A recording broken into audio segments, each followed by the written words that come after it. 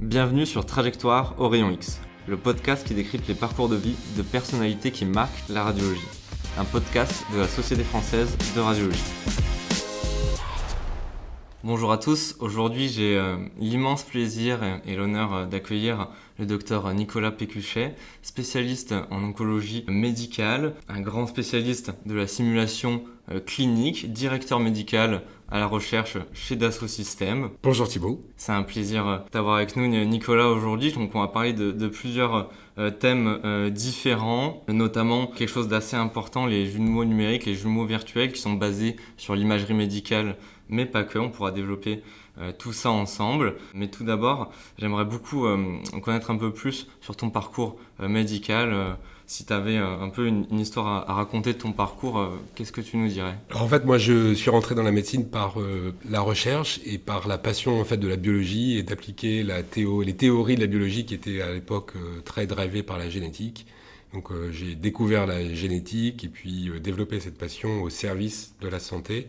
Et donc depuis le début, en fait, j'ai développé mon parcours médical dans les deux aspects. L'aspect scientifique, essayer de toujours mieux comprendre, mieux appréhender la théorie du vivant, les sciences du vivant, et puis les appliquer en pratique médicale pour permettre aux personnes de vivre en meilleure santé. Très bien. Dans ton parcours, il y a des choses assez notables, notamment un parcours avec une thèse de science. Est-ce que tu peux nous en dire un peu plus sur ton parcours de recherche ? Qu'est-ce qui t'a amené à faire de la recherche en oncologie ? Alors en fait, quand je disais, j'ai fait toujours un peu les deux parcours. Donc pendant mes études de médecine, j'ai développé en même temps le parcours universitaire médical et puis le parcours universitaire de recherche. Et puis j'ai toujours souhaité arriver à faire les deux en parallèle. C'est-à-dire que pendant l'internat, j'ai fait quelques pauses pour avoir des activités plus proche du laboratoire de recherche et puis d'avoir une activité clinique. Et donc à l'issue de mon clinica, j'avais eu l'occasion de pouvoir avoir dans de très bonnes conditions une thèse de sciences financée, académique, avec le professeur Pierre-Laurent Puig, qui était spécialiste et qui est toujours spécialiste de la génétique du cancer et qui avait développé beaucoup d'innovations, surtout dans les cancers digestifs. Et il s'intéressait particulièrement à l'époque au cancer pulmonaire. Et donc j'ai travaillé avec lui pour essayer de développer les approches génomiques pour les cancers pulmonaires. Et c'est à l'occasion de cette thèse de sciences qui était donc académique, qu'il y avait aussi beaucoup d'émulation dans le laboratoire, beaucoup de collaboration avec des partenaires industriels, aussi bien sur les méthodes d'analyse de la génétique, mais il y avait aussi des partenaires industriels qui étaient sur le traitement informatique qu'on pouvait faire, la modélisation qu'on pouvait faire à partir de ces données.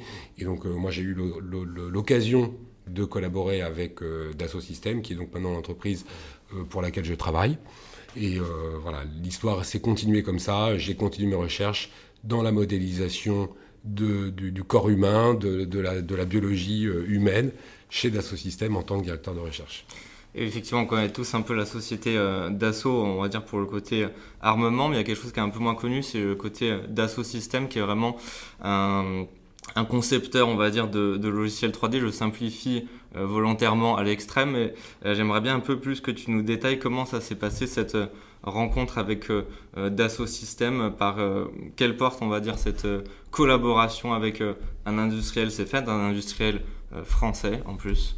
Donc c'était dans le cadre d'un consortium de recherche, et donc c'est aujourd'hui toujours la manière dont on travaille aujourd'hui avec Dassault Systèmes et l'environnement de recherche. Donc la création de consortiums qui mêlent les acteurs de la recherche, les acteurs aussi médicaux pour la pratique, ensuite le transfert à la pratique de ce qu'on aura développé dans le cadre de nos recherches, et puis les industriels qui sont là en fait pour aussi après porter justement le déploiement, le transfert du laboratoire vers la pratique. Donc toujours dans ce cadre de consortium. À ce moment-là, quand j'ai rencontré Dassault, j'étais du côté des chercheurs. Et puis maintenant, aujourd'hui, je suis du côté des industriels, mais on continue de travailler de la même manière. Dans ces thématiques de recherche particulières, est-ce que tu peux nous en dire un peu plus ? Quelle est ton activité en tant que directeur médical recherche chez Dassault Systèmes ? En quoi consiste ton activité concrètement ? Alors en fait, mon activité, c'est de faire le lien entre les innovations ou les futures innovations qui vont apparaître dans la technologie et de comprendre en quoi elles vont pouvoir être utiles pour les applications en santé. Et notre principal différenciateur, notre focus technologique, c'est le jumeau virtuel. Donc ça, on en reparlera sans doute. Mais donc voilà. Donc en fait, moi, ma responsabilité, c'est d'arriver à bien maîtriser les concepts, les évolutions de cette technologie qu'on appelle jumeau virtuel, qui regroupe un certain nombre, c'est une sorte de portefeuille de technologies, et de pouvoir anticiper quels vont être les impacts dans différents secteurs de la santé pour différentes applications.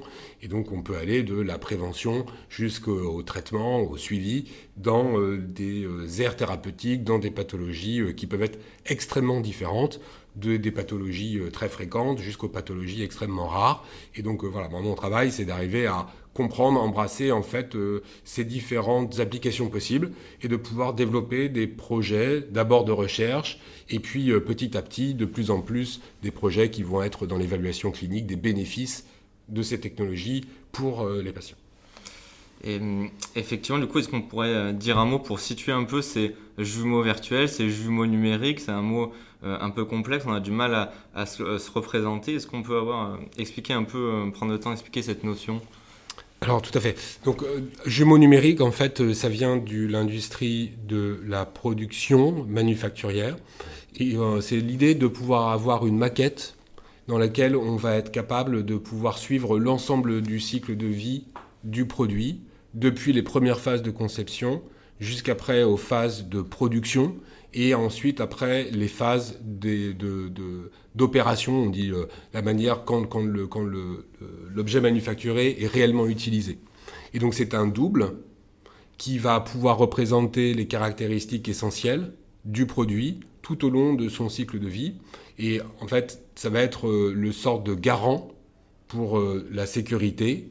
Donc on peut faire des tests, avant de fabriquer les premiers, on peut faire des tests qu'on appelle in silico, des simulations. Donc par exemple pour les crash tests, aujourd'hui on fait les crash tests uniquement dans le virtuel. Avant on faisait énormément de tests en réel, aujourd'hui ça n'existe plus. On peut faire des vérifications sur les composantes essentielles, les caractéristiques essentielles par exemple d'un avion, le faire décoller dans le virtuel pour s'assurer que tous les paramètres sont bien requis. Et ensuite, ça va pouvoir vraiment être l'objet qui va faire en sorte que quand le produit sera fabriqué, il soit bien fabriqué, que toutes les pièces soient bien positionnées, et on va pouvoir suivre l'évolution du cycle de vie de chacune de ces pièces, de chacun des constituants de cet objet complexe, tout au long du cycle de vie pour, par exemple, l'entretien, le remplacement, au cours de plusieurs années d'utilisation de ces objets manufacturés. Donc ça, c'est le jumeau virtuel vu du côté de l'industrie. Mais on voit bien que le premier événement, c'est le fait de l'avoir conçu. Donc on est avant tout des plateformes d'abord de conception de jumeaux virtuels, où on fait ce qu'on appelle le design. Et après, on va pouvoir transmettre ces maquettes numériques qui ont été simulées, qui ont été testées, qui ont été optimisées dans le monde virtuel, vers la transformation vers un objet complètement réel et qui va pouvoir après être opéré. Dans les sciences de la vie, on part tout à fait à l'inverse. C'est-à-dire qu'on n'a pas la maquette, on a des pièces de connaissances, donc c'est comme un puzzle dont il manque beaucoup de pièces, et on est capable d'observer avec des angles de vue différents ce puzzle dont manque certaines pièces.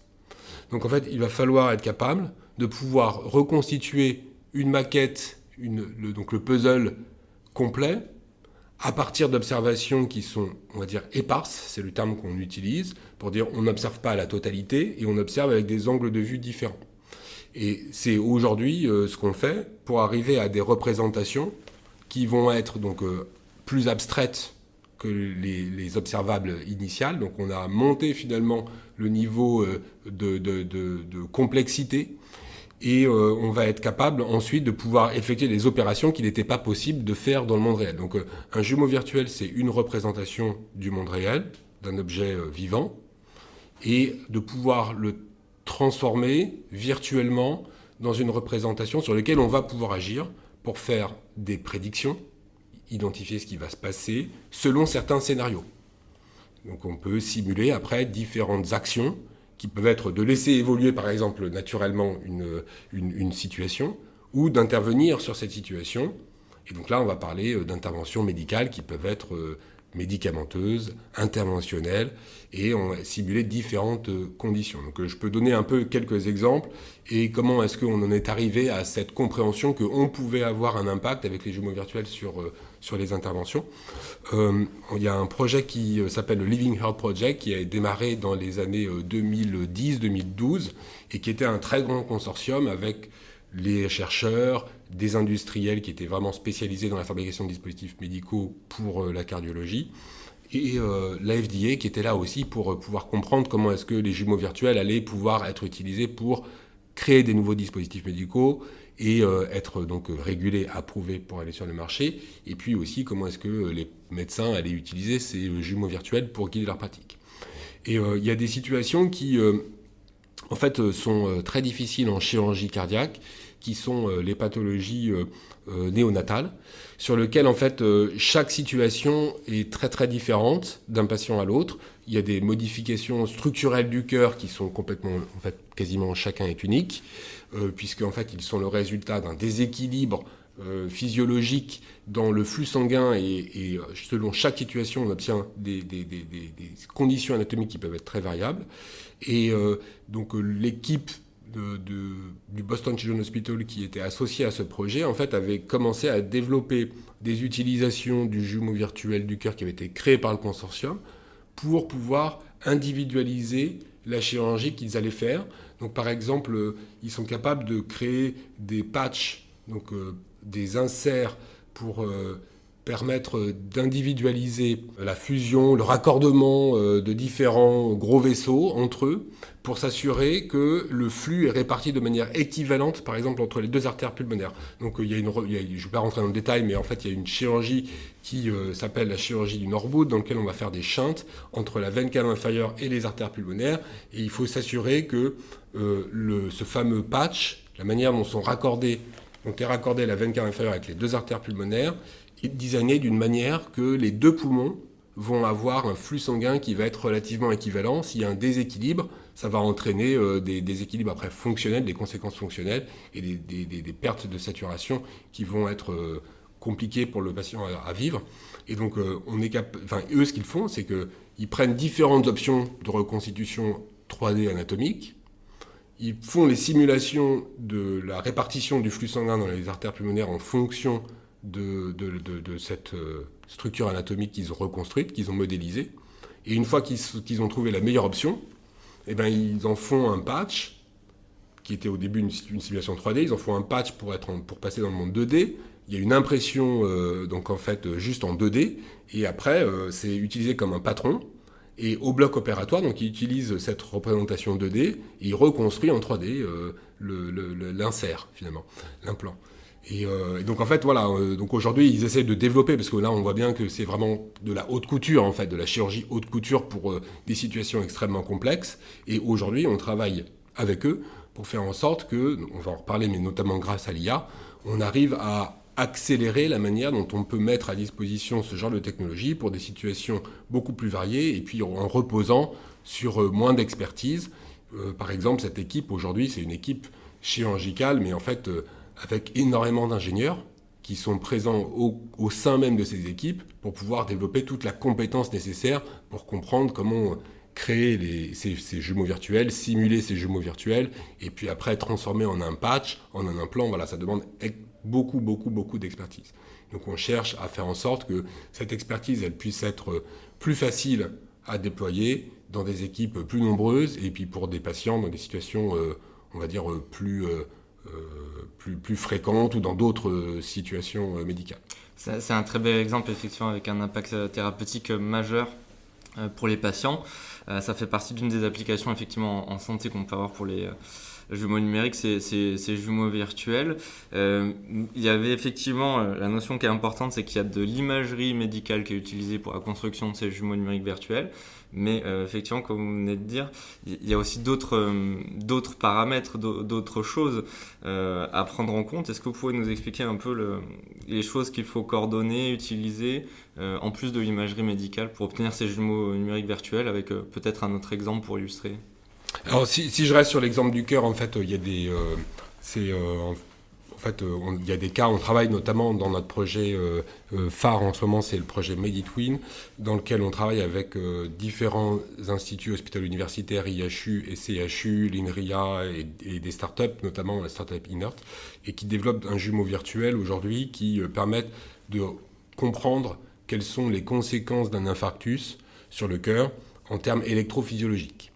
Donc aujourd'hui, ils développent des modélisations qui sont basées uniquement sur l'imagerie, et déjà à partir de cette imagerie, on est capable de collecter suffisamment d'informations pour arriver à reconstruire le jumeau anatomique structurel du cœur, donc sa morphologie, d'identifier certains paramètres des tissus.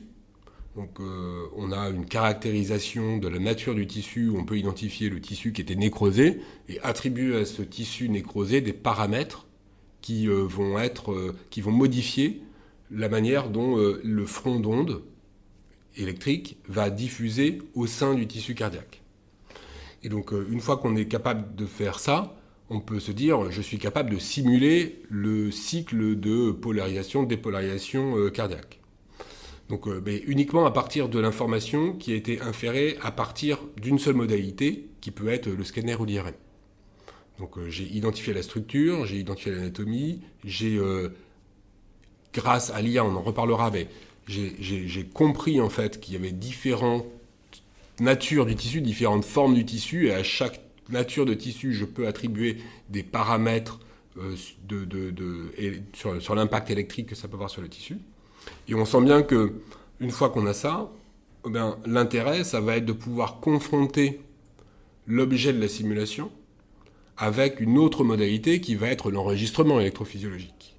Donc à partir du moment où on est capable de pouvoir combiner les deux modalités, c'est-à-dire que j'ai une première estimation, juste sur une modalité, j'ai fait une évaluation sur l'impact électrophysiologique d'une anomalie morphologique.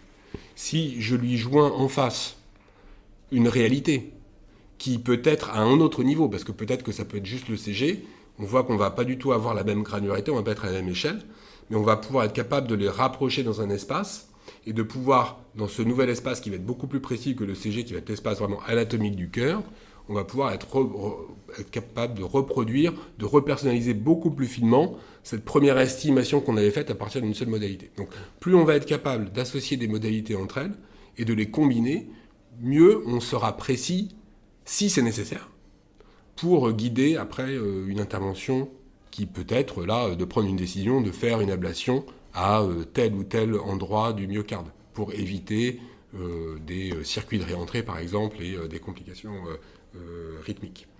Donc à chaque fois on travaille dans une représentation de jumeaux virtuels à combiner différentes modalités entre elles et tirer parti des informations qu'on va obtenir à partir de chacune de ces modalités dans une représentation qui va être unifiée. Donc il y a un travail à chaque fois de passer sans doute d'échelle à une autre échelle. Donc comment est-ce que je passe d'une information qui peut être par exemple le CG qui va pas être exactement à la même échelle que l'information anatomique que je peux avoir beaucoup plus peut-être précise au niveau de la morphologie. Mais vous voyez, donc ça c'est le travail après de modélisation. Et donc on va travailler toujours sur la technologie, qu'est-ce qu'elle permet de faire, et en fait le besoin médical, quel est le niveau de précision attendu nécessaire. Puisqu'il n'est pas non plus utile d'avoir une précision sur laquelle on va obtenir finalement beaucoup d'incertitudes. Plus on cherchera à être précis, plus on devra gérer le niveau d'incertitude. Si en fait pour le besoin médical ça n'est pas nécessaire. Donc on discute beaucoup donc, de savoir quel est le besoin, à partir de ce besoin d'identifier quels sont les paramètres essentiels à identifier grâce à un jumeau virtuel, de savoir quelle est la précision nécessaire et ensuite le degré d'incertitude qui est acceptable. Donc on est dans un jumeau virtuel, dans une optique de pouvoir identifier cette variabilité et de pouvoir qualifier cette variabilité dans un domaine d'application pour une indication précise. Donc on se retrouve là vraiment comme finalement de manière très standard dans le médical, à avoir qualifié un usage et de vérifier que dans cet usage on a une bonne sécurité d'utilisation. C'est effectivement des simulations impressionnantes avec un haut degré de fidélité qui sont du coup source de collaboration multidisciplinaire, des collaborations avec différentes professions et notamment avec l'imagerie médicale. Est-ce que vous avez des partenariats avec certains acteurs de radiologie par exemple Alors tout à fait, on travaille avec donc beaucoup en multidisciplinaire, donc en radiologie c'est une composante on va dire vraiment essentielle du jumeau virtuel. En oncologie, on travaille avec Laure Fournier à l'hôpital européen Georges Pompidou dans un projet qui est basé sur arriver à recréer le jumeau virtuel de la maladie tumorale comme une première étape vers la création d'un jumeau virtuel qui nous permettra ensuite, après, de faire d'autres usages. Donc on est vraiment sur des transformations pour nous dans le cadre des jumeaux virtuels de l'oncologie. Donc sur la radiologie, et après l'idée pour développer d'autres usages, c'est d'arriver à combiner finalement les autres échelles, arriver à comprendre comment est-ce que finalement l'hétérogénéité qu'on peut observer à l'échelle radiologique, on peut être capable de la relier à de l'hétérogénéité à l'échelle histologique par exemple ou biologique, et puis ensuite arriver à d'autres usages, on va dire plutôt métiers, prendre des bonnes décisions, savoir dans quelle situation peut-être une ablation est plus intéressante qu'une radiothérapie. Par exemple, ce genre d'utilisation pourrait être envisagé. Donc pour l'instant, on n'y est pas encore. On développe déjà toutes les solutions qui peuvent être capables de traiter, de reproduire ces données médicales qui sont déjà en radiologie multimodale et qu'on va combiner au fur et à mesure du temps pour arriver à avoir une bonne estimation à l'échelle radiologique, donc on peut appeler macroscopique, de la maladie tumorale. Effectivement, il y a quelque chose qui est peut-être assez méconnu dans l'importance de ces jumeaux virtuels. Il y a une statistique qui m'avait frappé, qui est issue du coup de Dassault Systèmes, c'est qu'actuellement, il y a plus d'un médicament sur deux et plus d'une étude clinique sur deux dans le monde qui sont faits grâce à ces jumeaux numériques virtuels, les fameux in silico clinical trials, avec des fois même des bras synthétiques. Donc oui, effectivement, on pense aux médicaments ici dans cet exemple en premier lieu, mais il y a d'autres applications comme on vient de voir. Est-ce que en pratique actuelle, vous avez un autre exemple de simulation clinique à nous donner? Alors en fait, il faut, et je pense c'est important de distinguer ce qu'on est capable aujourd'hui de faire technologiquement et de délivrer ça comme un produit de ce qui est de la recherche. Donc l'in silico clinical trial, aujourd'hui, c'est un produit pour le monde physique du dispositif médical. Donc on a eu le projet Living Earth, on a travaillé pendant plus de 10 ans avec la FDA, et ils ont reproduit ce qu'ils appellent des guidance pour l'industrie, qui est quelle crédibilité on peut associer à des résultats de simulation qui vont être une partie intégrante du dossier qui permettra d'évaluer les performances cliniques d'un dispositif médical. Et donc aujourd'hui, c'est une pratique d'associer au sein du dossier réglementaire pour obtenir une autorisation de mise sur le marché. Dans le dossier technique, il y a des résultats de modélisation, de simulation qu'on va appeler in silico clinical trial. Et je pourrais expliquer un peu quelle est la différence entre un in silico clinical trial et juste un résultat de modélisation et de simulation unique. Mais il y aura aussi des évaluations cliniques réelles. Donc l'un ne remplace pas l'autre, mais permet toujours de réduire les besoins et de réduire les besoins en termes d'évaluation clinique, et puis d'augmenter la sécurité d'utilisation pour ces phases cliniques ultérieures. Voilà. Donc quand on travaille dans l'in silico clinical trial, on doit non seulement arriver à reproduire des situations qui sont le plus proches du réel, mais aussi représenter la diversité du monde réel. Et donc c'est en ça, on peut très bien avoir un modèle de cœur moyen qui nous permet de faire des premiers tests dans des phases initiales de conception. Et puis quand on veut passer à une étape de in silico clinical trial, le gap surtout, c'est d'arriver à faire un test sur une population diversifiée de grand nombre de modèles et d'avoir donc un grand nombre de simulations. Donc en fait, notre travail, Ça a été de passer de comment est-ce que j'arrive à avoir un jumeau virtuel, un Living Heart par exemple, sur lequel j'arrive à faire de l'optimisation du design pour avoir le meilleur dispositif médical, et après à l'évaluer sur une cohorte virtuelle de plusieurs centaines, milliers de cœurs qui vont représenter une diversité d'une population. Voilà. Donc c'est vraiment aujourd'hui, on va dire, reconnu, validé pour le domaine physique, parce que là, ici, on a une meilleure compréhension des lois qui régissent en fait ce que l'on cherche à reproduire. Dans le monde du médicament, on n'en est pas là. Aujourd'hui, on n'a pas encore, même si on a beaucoup travaillé à ça, et si il y a tout le temps, chaque jour, de nouveaux projets qui s'attachent à ça, et on va y arriver. À avoir le jumeau virtuel de la cellule et des différents types de cellules, de tous les types cellulaires. Aujourd'hui, on n'en est pas là. Et donc, on repose encore beaucoup sur l'évaluation clinique dans le développement des médicaments. Et ce que l'on fait avec Medidata, c'est qu'on crée des bras virtuels, mais j'aime pas tellement ce terme-là.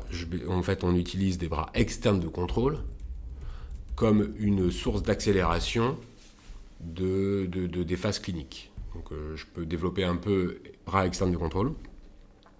Donc, quand on réalise un essai clinique pour évaluer la sécurité d'un médicament, en fait, on va surtout reposer sur la randomisation dans un essai de phase 3 qui sera la confirmation attendue par toutes les autorités du bénéfice et de la sécurité du médicament. Parce que en fait, la randomisation permet de s'assurer qu'il y a eu autant de personnes qui avaient les mêmes caractéristiques dans les deux bras et que le choix du traitement n'était influencé par aucun autre facteur que la randomisation elle-même. Et c'est ce principe-là qui permet après d'évaluer en comparant les deux bras. Si on les compare, on a à la fin une estimation de l'effet du traitement moyen sur une population. Donc c'est vraiment une moyenne.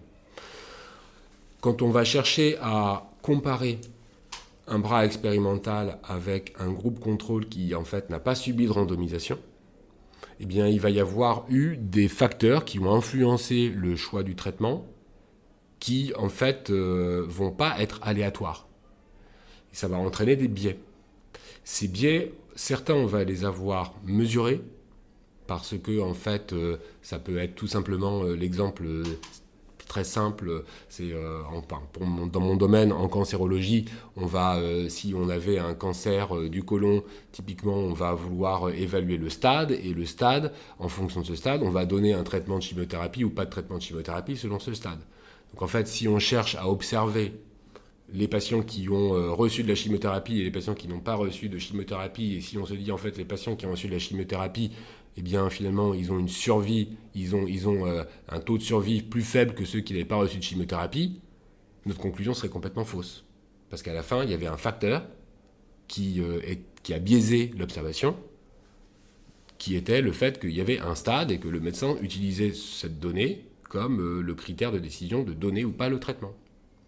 Donc, quand on veut arriver à comparer, quand on veut tirer des conclusions et évaluer l'effet moyen d'un traitement à partir de simples observations, on ne peut pas juste se fier à l'observation, se limiter à l'observation, il faut arriver à contrôler l'ensemble des biais qui étaient à l'origine de la décision de réaliser le traitement ou de ne pas réaliser le traitement. Et donc, je disais, certains sont observables, et donc lorsque ces biais sont observés, on est capable de les prendre en compte. Et c'est donc tout un champ d'évaluation méthodologique qui permet de pouvoir recréer finalement, en ayant pris en compte tous ces facteurs de biais, une situation qui se rapprochera le plus possible d'une randomisation. Donc il y a beaucoup de méthodes différentes pour arriver à faire ça, et nous on en développe, et en fait on est capable aujourd'hui de se dire, dans des situations où un essai randomisé n'est pas éthiquement acceptable ou n'est pas physiquement réalisable, pour des indications par exemple comme des maladies rares, ou des situations où il n'y a pas de bras standard, où il n'y a pas de standard of care, qui sont en oncologie par exemple très fréquentes, on va utiliser ces méthodes-là, qui sont des alternatives à la randomisation.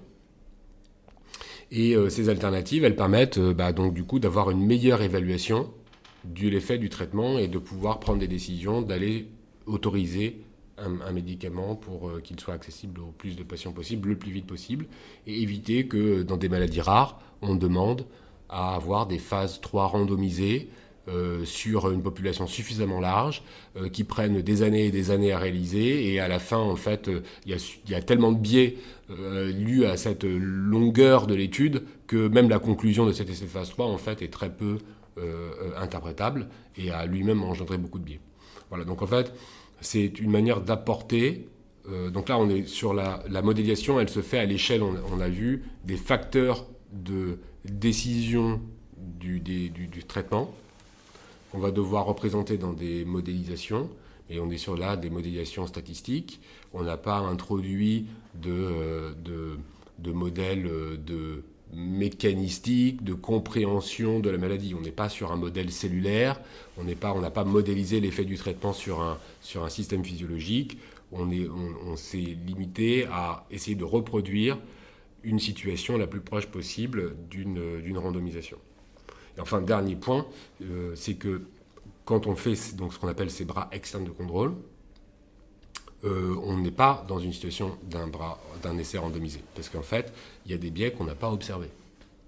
Et ça, par exemple, le patient me semblait très fatigué. Je ne l'ai pas noté dans le cahier d'observation. Je n'ai pas récupéré cette information. Et pour autant, ça a été un facteur de décision.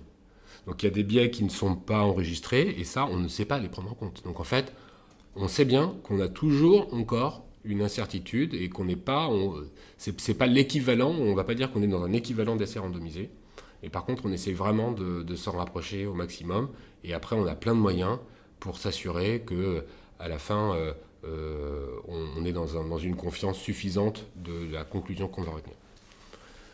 Voilà, donc bien dit, pour faire simple, en fait, aujourd'hui, quand on fait un in silico clinical trial en utilisant des jumeaux virtuels physiologiques, anatomiques, on est plutôt dans le monde du dispositif médical. Et puis, quand on est dans le monde aujourd'hui du médicament, on va reposer sur on va dire une modélisation de l'évaluation clinique, donc une modélisation de l'essai clinique, qui est d'essayer de reproduire, grâce au traitement sur les données, une situation plus proche d'un essai randomisé. Effectivement, c'est très intéressant d'avoir la différence, on va dire, de méthode entre ces dispositifs médicaux et les médicaments, le rôle de ces jumeaux numériques, de ces simulations là-dedans. Vous avez dit que on a compris que c'était extrêmement complexe, ces jumeaux numériques, ces jumeaux virtuels. Il y avait un nombre de data, de données complètement délirants avec de l'électrophysiologie, de l'anatomie, de l'imagerie, même parfois de la génétique. On peut rajouter même des dizaines d'autres domaines. J'imagine qu'il faut une puissance de calcul totalement exceptionnelle pour pouvoir simuler tout ça, surtout sur une certaine échelle de temps. Est-ce que l'intelligence artificielle a un rôle important dans le développement de tout ça ? Comment vous l'utilisez ? Alors, l'intelligence artificielle, ça a vraiment été la technologie qui permet de rendre les jumeaux virtuels aujourd'hui possibles, de les envisager pour le monde médical. Avant l'existence de l'intelligence artificielle, en fait, on concevait des jumeaux virtuels avec beaucoup d'équations, et après ces équations, il fallait arriver à les personnaliser pour les donner d'une personne. Donc ça reposait sur beaucoup de savoir-faire d'ingénieurs de modélisation et de simulation, et qui adaptaient les paramètres, vérifiaient, lançaient des simulations, vérifiaient que les simulations se comportaient de manière attendue, et sinon revenaient sur les paramètres pour les réoptimiser. Et donc en fait, ça demandait énormément de compétences, et c'était très peu applicable à grande échelle. Avec l'intelligence artificielle, on est capable d'identifier très rapidement, d'utiliser ces systèmes d'IA pour arriver à identifier quels sont les paramètres pour ces équations, par exemple, donc de manière apprise.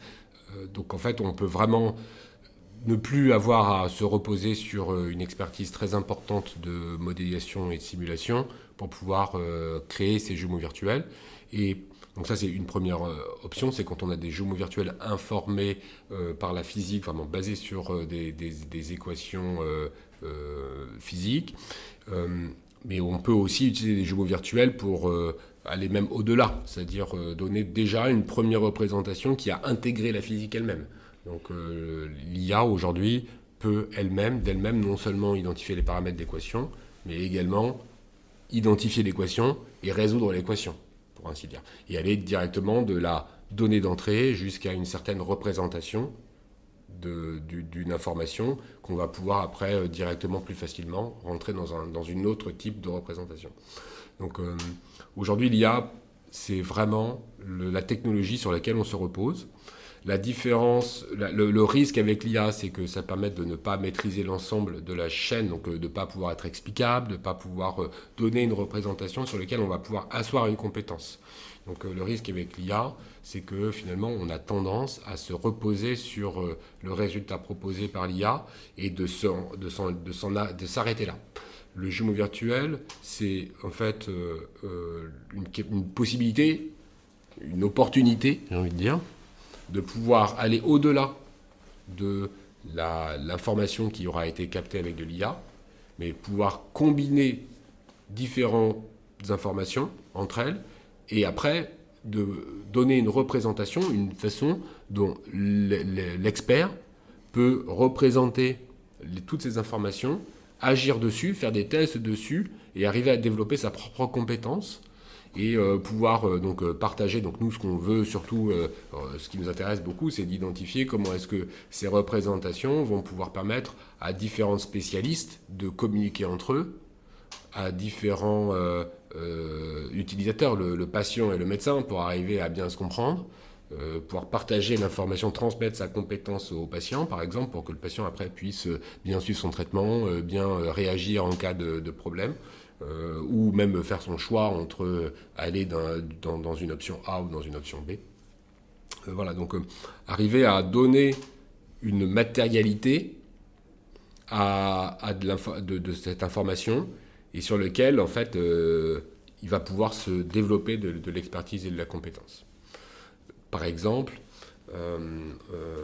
quand je dis combiner les expertises, donc un projet qui avait été conduit dans notre département de recherche, c'était un projet sur l'épilepsie, et avec les hôpitaux de Marseille et l'université de Marseille. Et en fait, le jumeau virtuel du cerveau épileptique était basé sur, d'une part, identifier quelles étaient les anomalies morphologiques sur des IRM morphologiques, et puis arriver à combiner en fait les enregistrements électroencéphalographiques profonds là pour le coup, pour arriver à mettre dans le même espace de représentation la diffusion de la crise d'épilepsie qui avait été enregistrée avec les anomalies qui pouvaient être vues sur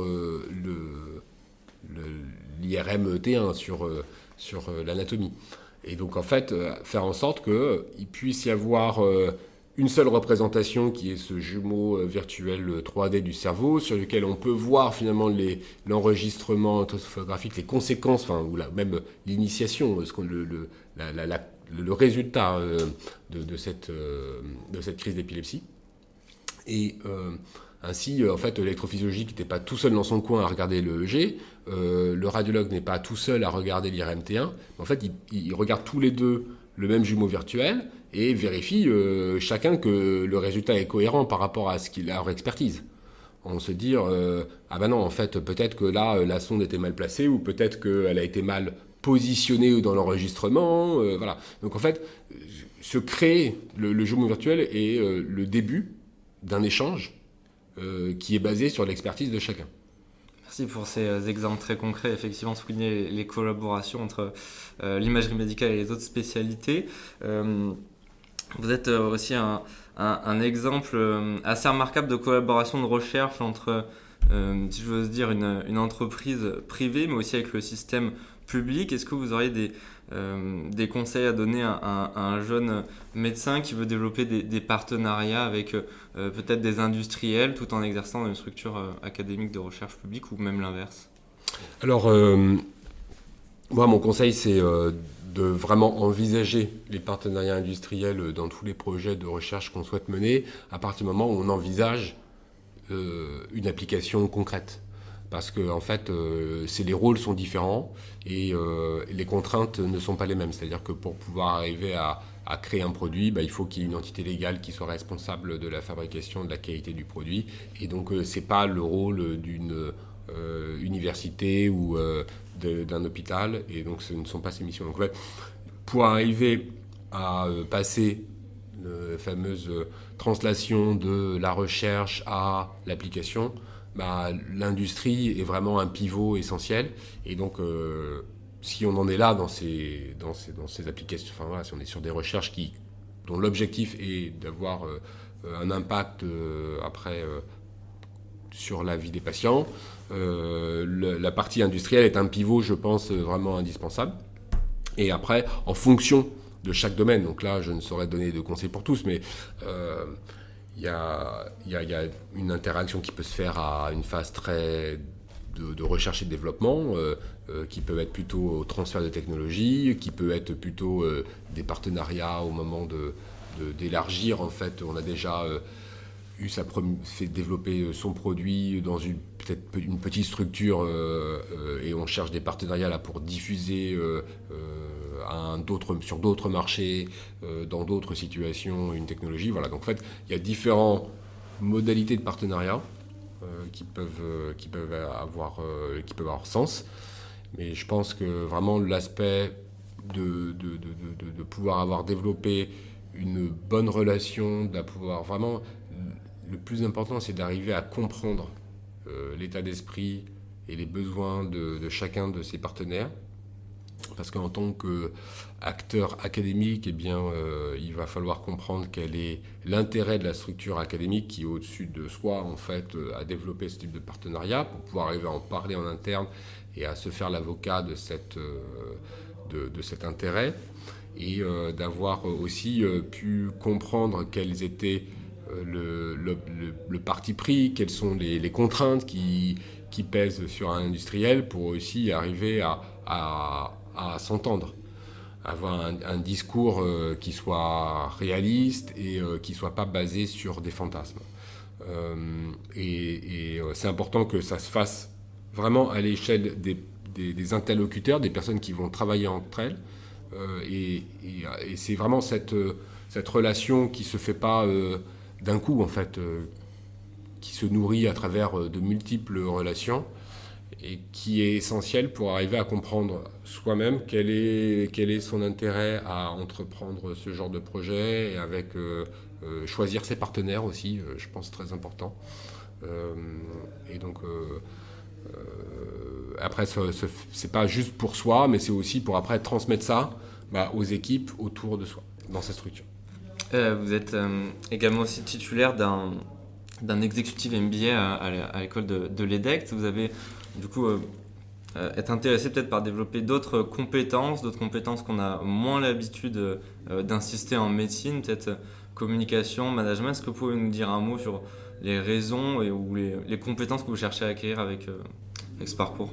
Oui, donc en fait, moi maintenant je travaille pour une entreprise dont l'objectif est d'arriver à développer un futur dans la santé pour Dassault Systèmes qui n'est pas aujourd'hui un acteur de la santé. On a beaucoup d'acteurs, on a un très gros acteur dans le domaine de la santé à travers les solutions qu'on développe pour les in silico clinical trials, les dispositifs médicaux. On dit 50% de dispositifs médicaux, 50%, plus de 50% des molécules qui sont autorisées sont développées sur nos plateformes.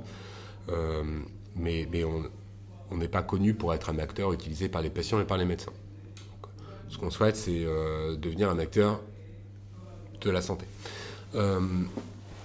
Et donc ça, en fait, ça nécessite de développer une activité industrielle qui soit soutenable dans le temps, qui dure dans le temps. Et donc, ça demande beaucoup un équilibre, ça demande de trouver un équilibre qui est très très dur à obtenir parce que sinon toutes les startups et tous les business se porteraient toujours bien et tout au long de la vie il n'y a rien à faire. C'est un combat de chaque jour d'arriver à trouver cet équilibre. Et donc en tant que responsable de faire en sorte que ces activités puissent déboucher sur une nouvelle, une nouvelle filière économique. C'est en fait toute une nouvelle gamme d'acteurs qui vont exister. Eh bien, ça demande d'avoir une vue globale de l'économie, de la manière de créer une entreprise, de faire fonctionner une entreprise et de s'assurer que cette entreprise dure dans le temps.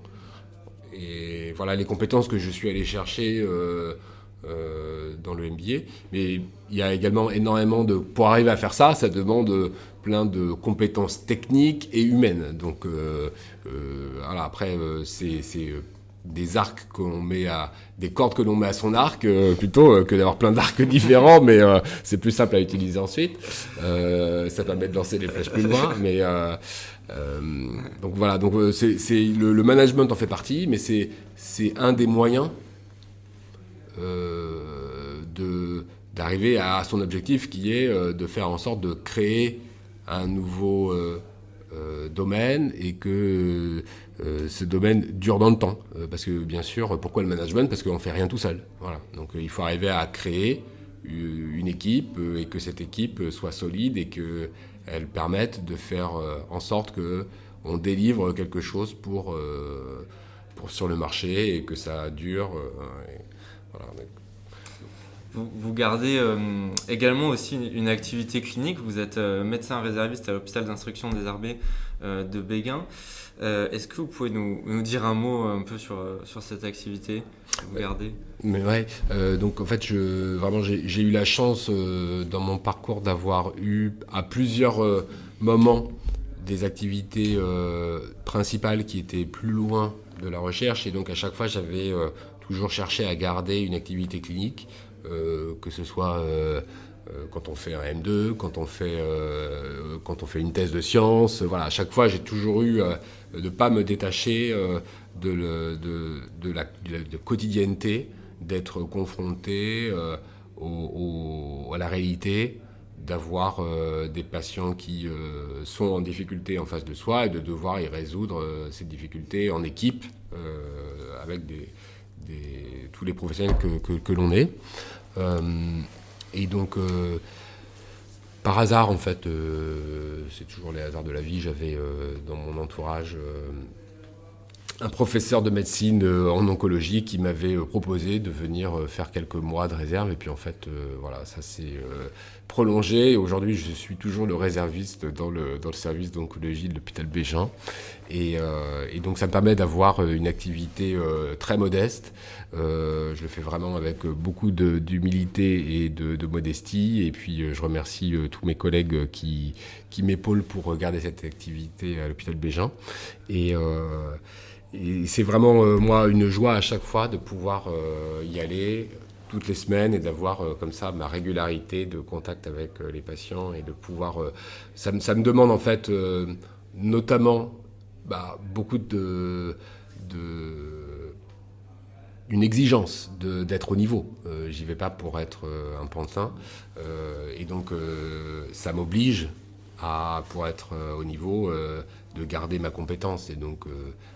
c'est ça qui fait aussi que voilà, je garde la flamme et je garde la passion dans mon domaine de l'oncologie où chaque jour de nouvelles modalités, de nouveaux traitements arrivent et il faut toujours se remettre en question et toujours garder un œil sur les nouvelles publications, les nouvelles voies de recherche. Voilà, donc c'est une manière de rester actif dans mon domaine. Est-ce que vous auriez une prédiction un peu, on a beaucoup parlé sur Juno numérique, Virtuex, ça va prendre de plus en plus d'importance, c'est des outils extrêmement puissants pour la recherche, aussi pour les essais cliniques, pour des nouveaux dispositifs médicaux, des médicaments. Est-ce que vous auriez un peu une prédiction particulière sur le futur un peu de cette innovation digitale médicale ou alors sur quoi c'est en train de tendre en pratique clinique ? Qu'est-ce qu'on va avoir dans le futur ?